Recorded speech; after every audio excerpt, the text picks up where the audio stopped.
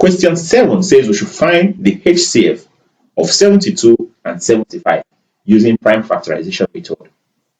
So the HCF of 72 and 75 will start by dividing by the least common prime factors, which is 2, but 75 is not divisible by 2 because the last digit is not a multiple of 2.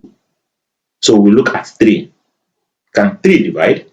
7 plus 2, using the condition for divisibility by 3, 7 plus 2 is 9, and 9 is a multiple of 3.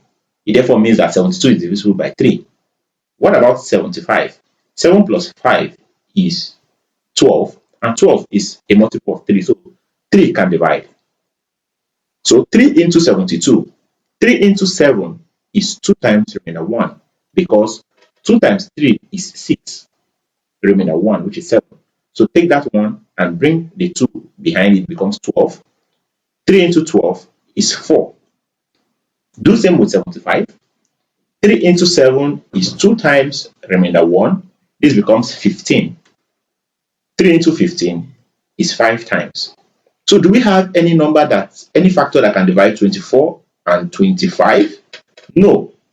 So there is no other factor that can divide 24 and 25. So therefore, our HCF is said to be equal to 3. 3 is said to be the highest common factor that can divide 72 and 75. Kindly like my videos as you watch. While I recommend that you subscribe to my channel if you are yet to do so. Also turn on the notification bell so as to be notified whenever a new video is being uploaded. You can also use the comment section to interact with me on areas that are still difficult for you to understand.